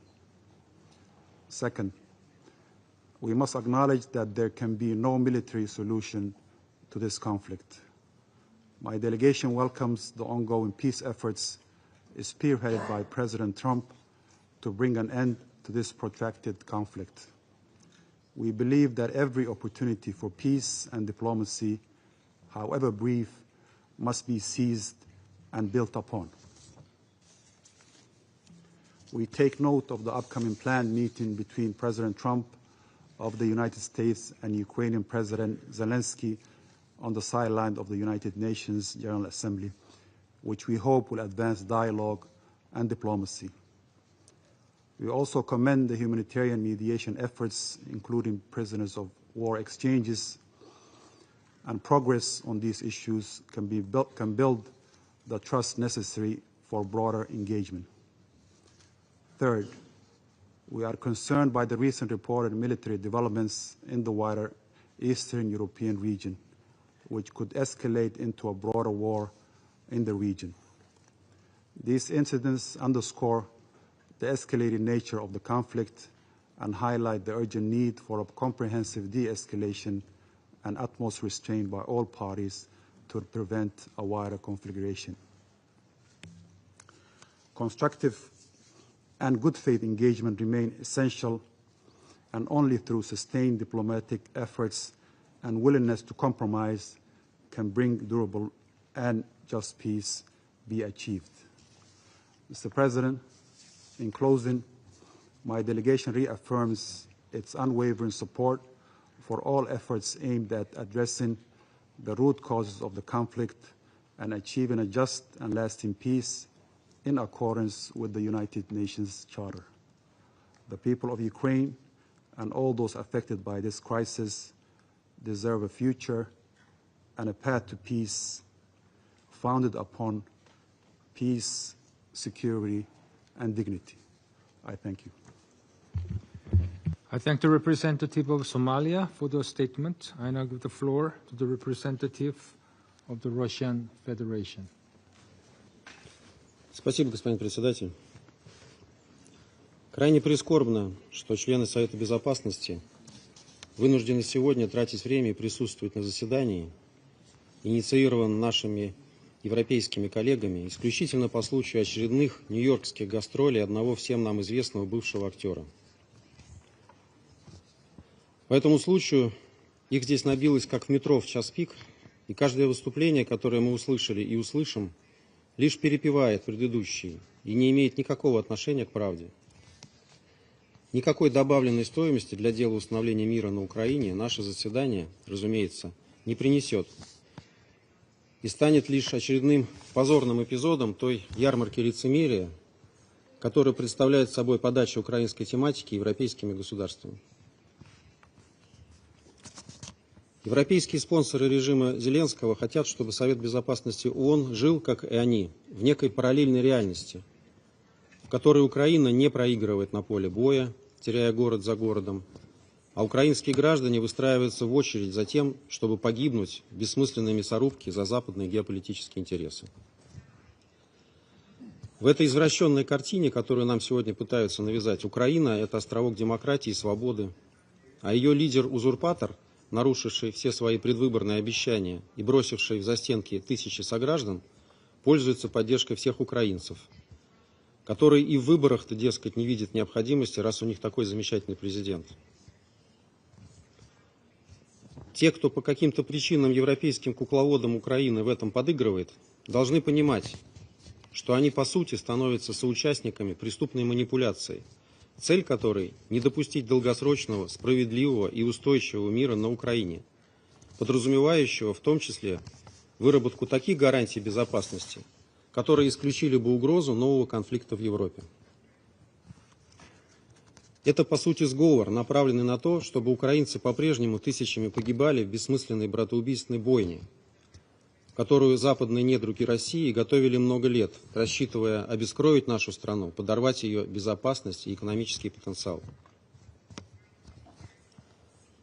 За скобками при этом сознательно оставляются вопиющие для любого цивилизованного государства уродливые явления, которое не потерпело бы ни в своей стране, ни по соседству ни одно уважающее себя правительство. Нам всем, в частности, предлагается закрыть глаза на то, что обезумевшие от русофобии и вседозволенности своих сюзеренов киевские марионетки и не думают отказываться от гонений на русскоязычных граждан Украины, запрещая им, вопреки Конституции собственной страны, говорить на родном языке и учить ему своих детей. У нас на глазах людей под страхом смерти и преследований заставляют отказаться от своей идентичности, от своих духовных и исторических корней. А все так называемые европейские демократии этому рукоплещут, безосновательно утверждая, что Россия якобы хочет растоптать идентичность украинскую. У нас никогда не было такой задачи. Это огромная наглая ложь, продвигаемая киевским князьком для запугивания и оболванивания мировой общественности. Нам предлагается забыть, как обнаглевший от безнаказанности ненацистский режим в Киеве, пришедший к власти в результате спонсированного Западом нарушения устава ООН госпереворота, расстреливал беззащитных людей на юге и востоке Украины из танков и орудий, сбрасывал на них бомбы и заживо сжигал в Одесском доме профсоюзов, унижал и издевался над ними только за то, что они русские, и отказались принимать человеконенавистническую идеологию киевского режима. А потом его 7 лет под ширмой Минских договоренностей вооружали до зубов, снабжали разведданными и готовили к войне с Россией, как в этом признался ряд отставных европейских политиков, имевших к этому непосредственное отношение. А еще нас призывают не замечать, как на Украине по-прежнему возвеличивают тех, кто в годы Второй мировой войны вместе с нацистами уничтожил сотни тысяч евреев, поляков, русских, цыган, тех же украинцев.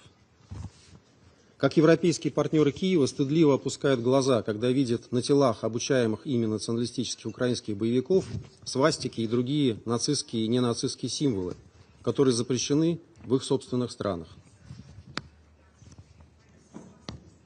Господин председатель, для тех, кто пытается заставить весь мир мыслить в этой извращенной парадигме, история начинается лишь в феврале 2022 года. Они не хотят вспоминать о нарушенных обещаниях не допустить расширения НАТО на восток и о неделимости безопасности. Хотят стереть из памяти то, что они сотворили в Киеве в 2014 году. Выдергивают из устава ООН один единственный принцип об уважении территориальной целостности государств, забывая об их суверенном равенстве, о невмешательстве в их внутренние дела и о праве народов на самоопределение. Они видят проблему только в действиях, которые стали ответом на их собственные шаги. На ходу подменяют международное право так называемым порядком, основанным на правилах, которые они сами же придумывают и навязывают другим. Украинский кризис – это прямой результат их действий и их шагов, предпринимавшихся много лет, несмотря на все наши предупреждения и призывы остановиться и сойти с курса, который ведет к катастрофе для этой страны. Сегодня же, когда эта катастрофа очевидна всем, кроме разве что спасающего свою шкуру и свои наворованные миллиарды главаря киевского режима и тех, кто привел его к власти, они пытаются подорвать усилия, нацеленные на установление долгосрочного и устойчивого мира на Украине. Название этой страны стало нарицательным не только для поголовной коррупции и тотального бесправия, но и для вопиющих двойных стандартов, которые коллективный Запад и подконтрольные ему СМИ демонстрируют в украинском контексте.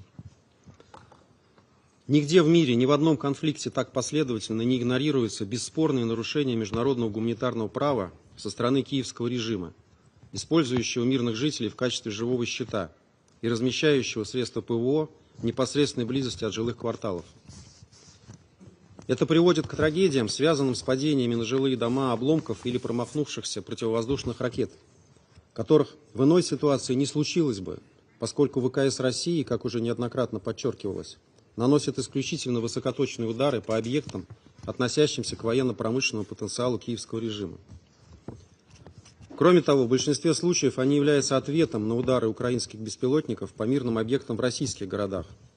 Целенаправленные обстрелы укронацистов жилых домов, школ, детских садов и больниц, которые на Западе пытаются не замечать. К сожалению, им в этом подыгрывают и в секретариате ООН, где энергично подхватывают любые утверждения из Киева и игнорируют печальную статистику, озвучиваемую российскими властями. Видим в этом вопиющее нарушение статьи 100 Устава ООН, предписывающей сотрудникам Всемирной организации беспристрастность. Чести Антонио Гутеррешу и его подчиненным подобная линия не делает. Господин председатель, всем нам сегодня понятно, что в ЕС и НАТО сильно влипли с антироссийским украинским проектом, запутались и заврались, и не очень представляют, как выпутаться из ситуации, в которую сами себя загнали. Раньше всех начали прозревать в Вашингтоне после прихода к власти новой американской администрации. Однако, вместо того, чтобы присоединиться к усилиям, направленным на установление мира, в Брюсселе и союзных столицах по-прежнему, по инерции или сознательно, раскручивают маховик войны, последовательно и без каких-либо оснований лепят из России образ врага, который неминуемо на них нападет, стоит ему только разделаться с Украиной. Сегодня эта партия войны потеряла сон, всячески стараясь подорвать итоги и понимания, достигнутые в ходе встречи президентов России и США на Аляске месяц назад. Закатывает истерики, в том числе и в этом зале, в связи с бездоказательными утверждениями то о залете в Польшу якобы российских беспилотников, то о якобы пролете над Эстонией российских истребителей. Подобная промывка мозгов и зомбирование населения стремление повесить на Россию свои недоработки и ошибки и острейшие экономические и социальные проблемы, с которыми столкнулись европейские общества в результате собственных непродуманных санкционных мер, сравнимы разве что с обработкой немецких и итальянских обывателей накануне Второй мировой войны. А потом все эти манипуляторы, получив очередной горький урок истории, будут разводить руками и утверждать, что не осознавали последствий своих действий. Обнадеживает, что не все в Европе готовы следовать этим губительным путем. И появляется все больше политических сил и лидеров, которые отвергают войну и конфронтацию в Европе и агитируют за развитие взаимовыгодных и равноправных отношений с Россией. Мы выступали за такой сценарий с самого начала. Господин председатель, контуры будущего мира на Украине нам всем понятны. Как очевидно и то, что представления киевского режима о том, как он мог бы выглядеть, не имеют никакого отношения к реальности и лишь обрекают новые тысячи не желающих отправляться на фронт украинских граждан на бессмысленную гибель. Только вчера в эфире одного из украинских каналов один из тамошних пропагандистов посетовал, что у украинцев на улицах отлавливают много, но они, цитирую, быстро заканчиваются. В этом циничном заявлении вся суть киевского режима.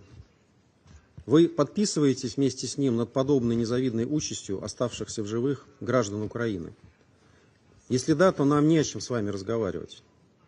Если же вам они не безразличны, мы ждем вашей поддержки и искренней работы вместе с теми, кто пытается нащупать контуры реалистичного, долгосрочного и устойчивого мира, который остановил бы эту войну, начатую преступной киевской кликой в 2014 году.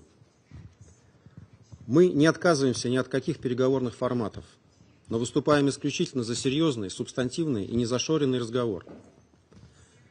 Не отказываемся мы от переговоров с Украиной, несмотря на крайне сомнительную, мягко говоря, легитимность ее нынешних властей. Оптимальный формат для этого уже найден. Это переговорная площадка в Стамбуле.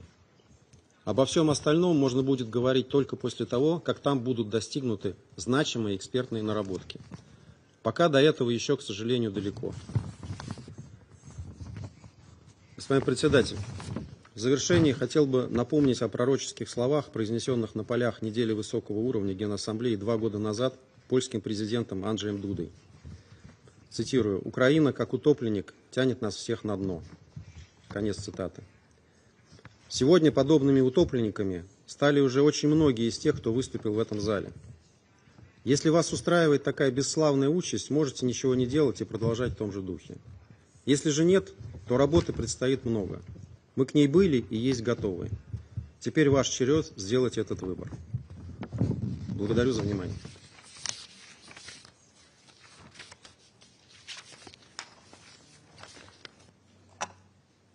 I thank the representative of the Russian Federation for the statement. I now give the floor to His Excellency Mr. Pedro, President of the Czech Republic. Thank you, Mr. President, Excellencies. It is an honor to address again the Security Council, and I thank the Korean Presidency for this opportunity.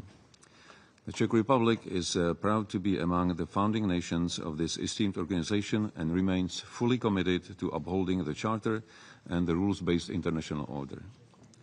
For more than 11 years, these principles have been under direct assault by Russia's ongoing aggression against Ukraine, which continues to suffer daily attacks against civilians, infrastructure, and even foreign diplomatic mission.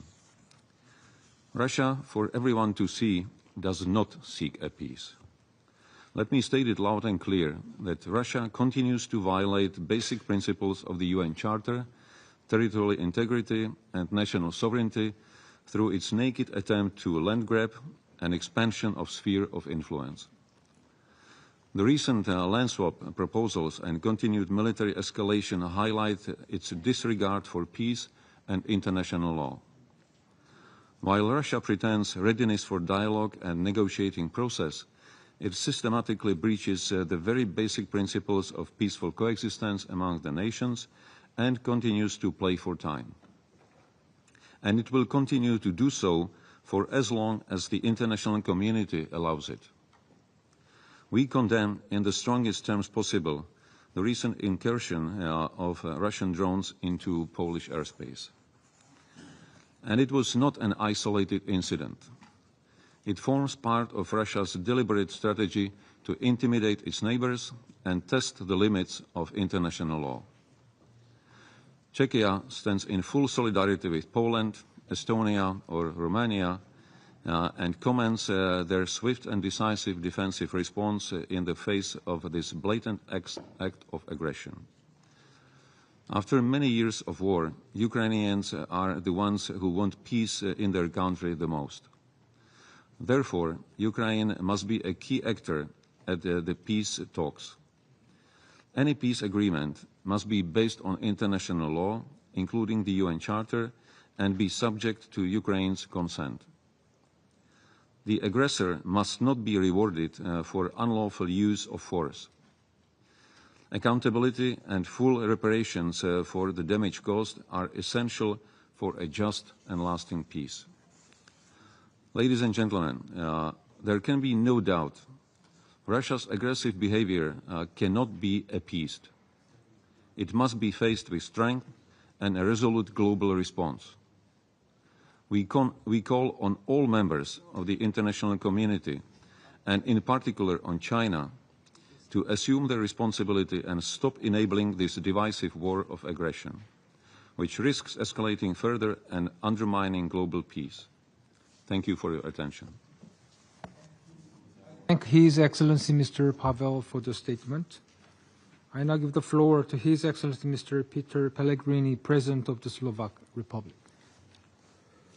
Mr. President, dear colleagues, ladies and gentlemen, first I want to thank the Republic of Korea for putting Ukraine on the agenda of this week's Security Council meeting. As a neighboring country, Slovakia is very concerned about the situation in Ukraine. Even though Slovakia and Republic of Korea are geographically distant, we both recognize the wide-ranging effects of this war. Its consequences extend beyond Ukraine and affect global peace, security and justice. 80 years ago, the UN Charter was created to prevent anyone from imposing their will on their sovereign neighbors or taking territory by force. We must stand firmly against such actions. We have given the Security Council the important responsibility to maintain peace and security and to uphold the Charter.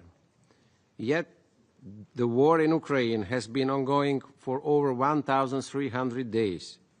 This is not just a European issue. It concerns us all.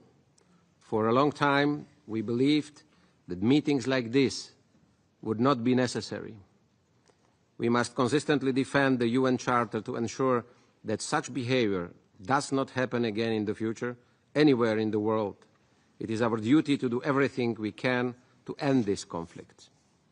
Ladies and gentlemen, as a country with a war right at our border, Slovakia sees the heavy toll it takes: civilian casualties, destruction of infrastructure, and violations of humanitarian law. This war has serious implications for my region and European security. Despite direct talks between President Trump and President Putin in Alaska, there has been no ceasefire or peace agreement. Although there were hopes for diplomatic talks and negotiations, the war continues. Russia refuses to stop fighting, forcing Ukraine to defend itself, its people, and its borders. Recently, there have been troubling incidents involving our allies. Just 2 weeks ago, Russian drones violated the airspace of Poland, our neighbor and ally. I want to express my strong support and solidarity with Poland, as well as with Estonia and Romania. An open door to negotiations should not be seen as a weakness or a call for more violence. It is not surprising that measures are being taken in response to threats to our shared security. Slovakia has consistently called for a quick and peaceful resolution to the war in Ukraine, including direct talks with Ukraine, the country most affected.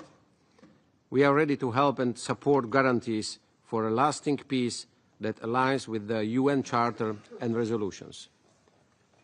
President Trump has tried to step up and to move from discussions to actions. And he is still trying. The whole international community should continue to pursue peace resolutions to the war in 3 points. First, end of fighting. Second, mediated negotiations between Ukraine and Russia for a peace agreement. And 3, security guarantees for Ukraine, those that would sustain the cause of peace in Ukraine. Thank you very much. Thank you, His Excellency Mr. Pellegrini, for the statement. I now give the floor to His Excellency Mr. Alexander Stubb, President of the Republic of Finland.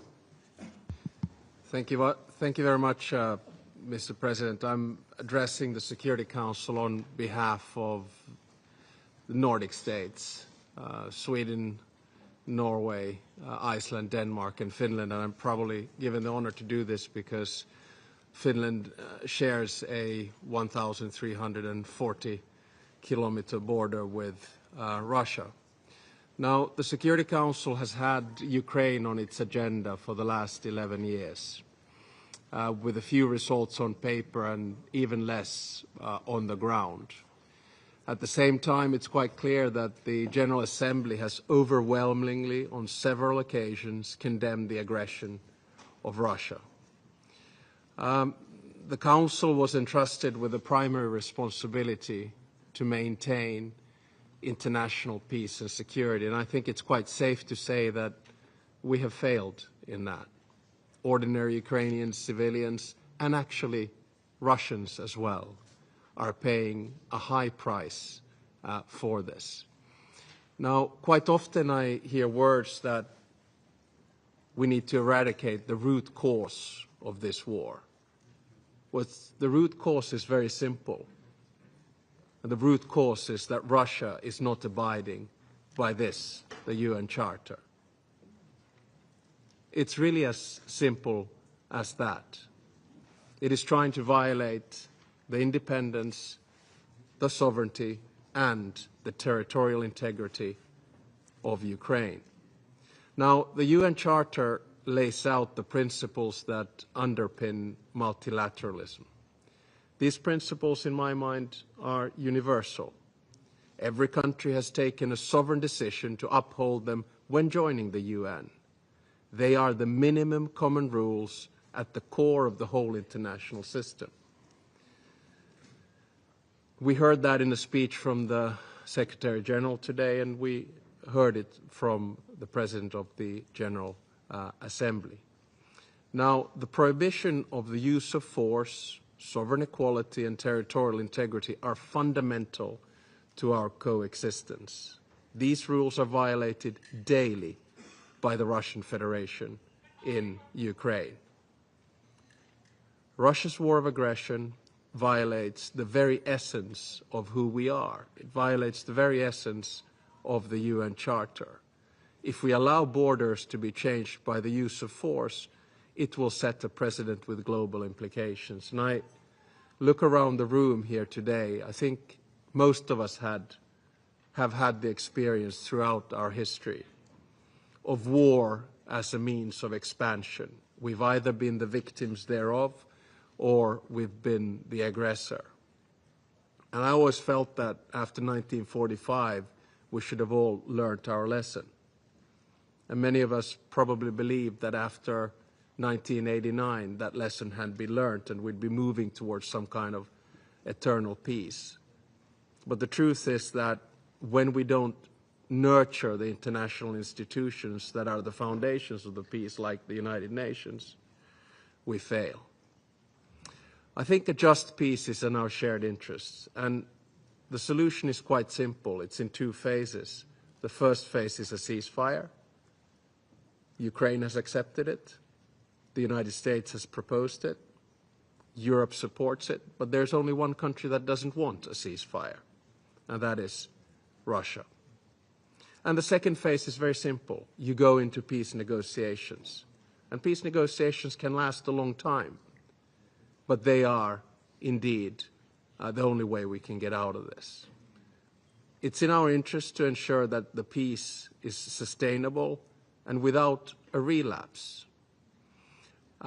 President Zelenskyy has repeatedly called for a ceasefire and high-level negotiations, and Moscow's response has been more missiles and drones. The message to my Russian colleagues around this table is it's time to talk about peace. But there are too many people dying as a cause of this conflict. I personally think that today could be a game changer for many reasons. One of them was President Trump's post on Truth Social, which I didn't think left any space for interpretation. It was a clear message that it's time to end this war. And I think Secretary Rubio noted that President Trump is running out of patience. Now, of course, Russia is not operating alone, so we urge all states directly or indirectly supporting the invasion to stop. We live in an era with increasing geopolitical tension and hardening rhetoric in international relations. I think we need to be clear. Might does not make right. Borders cannot be moved by force. Kherson, Zaporizhzhia, Donetsk, Luhansk, Crimea, and Sevastopol are Ukrainian. Membership in this council comes with power, but it also comes with responsibility. Please use that power to stop the killing and pave the way for a just and lasting peace in Ukraine, for the sake of all of us.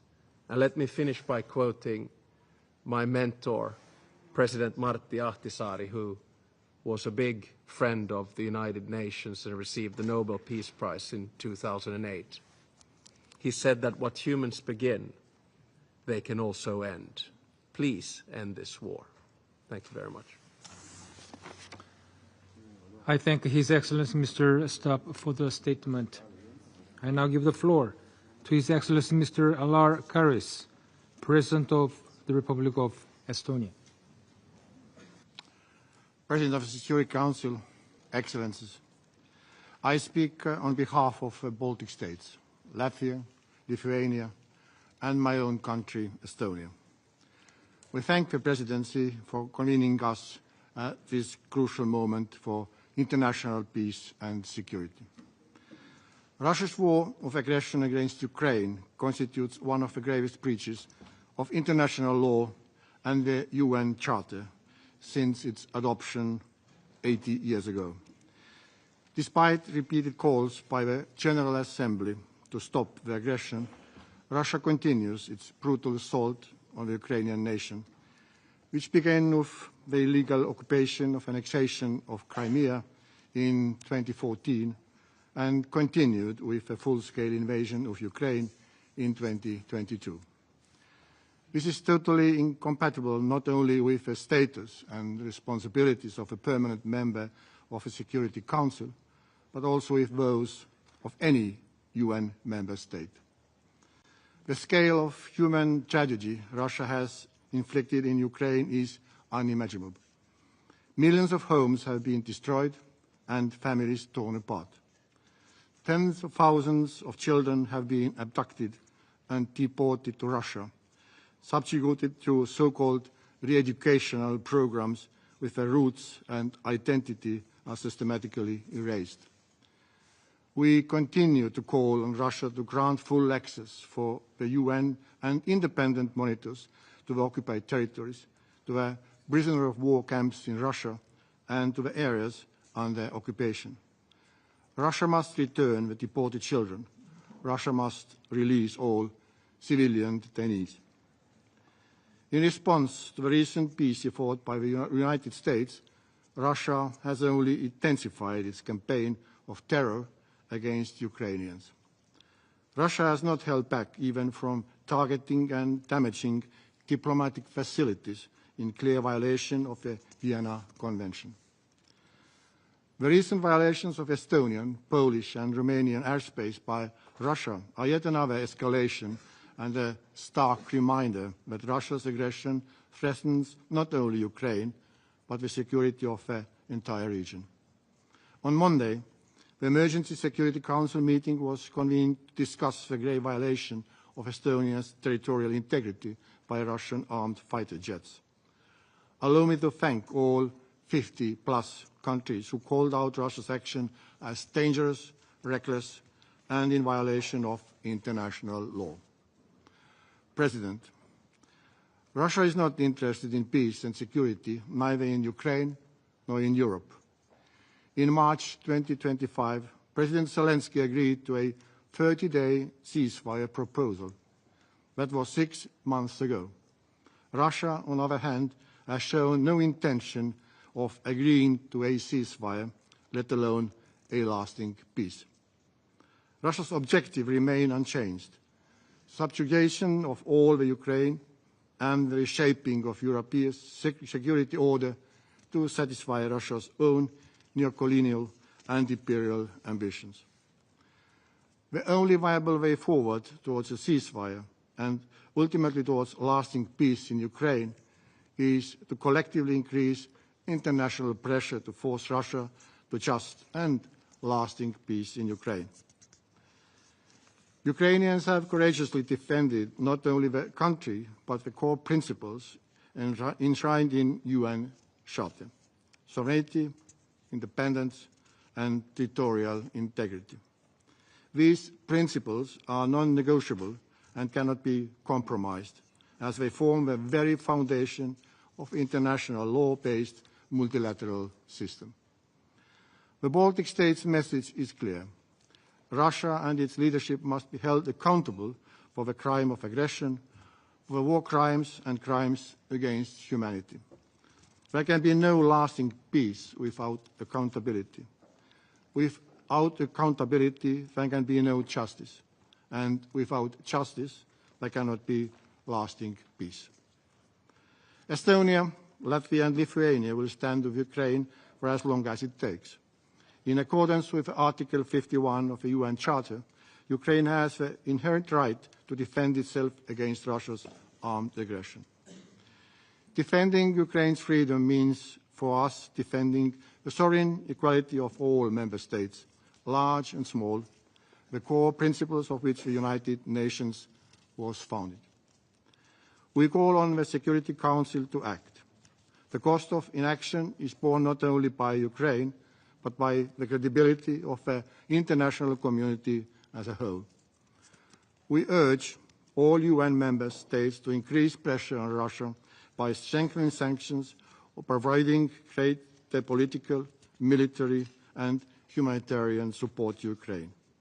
Impunity, appeasement and further concessions would only embolden the aggressor and would lead to new crimes and escalation by Russia.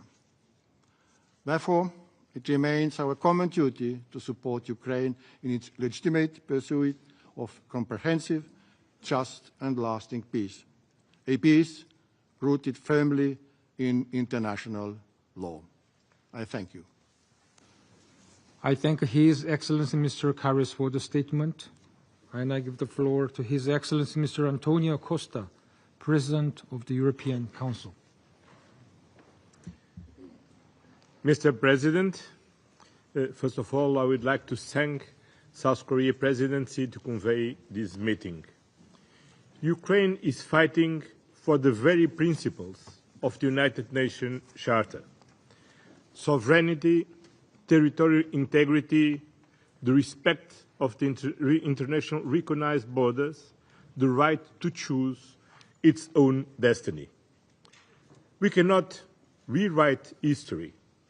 This war started with an unjustified and illegal attack by Russia.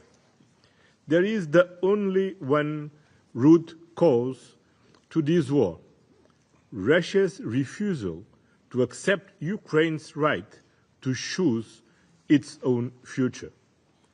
Peace in Ukraine is not just Ukraine's interest, is not just Europe's interest.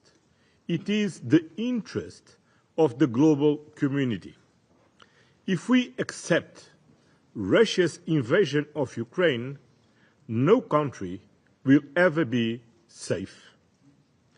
The pursuit of peace must be the top priority of the global community. The European Union will continue to work to end this war of aggression and to support Ukraine in every way. A ceasefire, to which Ukraine has already agreed to, is the first step. And I call on Russia, a permanent member of this Security Council, to agree to come to the negotiation table, to stop the killings, to stop the destruction, to stop threatening the neighboring countries. I call on the international community to be actively engaged on peace efforts in full respect of the United Nations Charter. The European Union supports President Trump's efforts for peace, and I would like to see China, also a permanent member of the Security Council, contribute towards a just and lasting peace in Ukraine. Ladies and gentlemen, to achieve an end to the aggression, the European Union will continue to apply pressure on Russia through sanctions. To ensure a lasting peace, the European Union, in the context of the coalition of the willing, is ready to contribute with concrete security guarantees to Ukraine and to fulfill the aspirations of Ukraine people. We will continue to support Ukraine on its path to full membership in the European Union. Mr. President, the time for peace, it's now, and it is now time for Russia to stop this aggression. Thank you. I thank His Excellency Mr. Costa for the statement. I now give the floor to His Excellency Mr. Pedro Sanchez Perez Castejon, President of the Government of Spain. Excelencias, distinguidos colegas, señoras y señores, agradezco a la presidencia coreana haber convocado esta sesión sobre Ucrania, porque una de las prioridades del Consejo de Seguridad tiene que ser que la paz llegue a Ucrania de una vez por todas.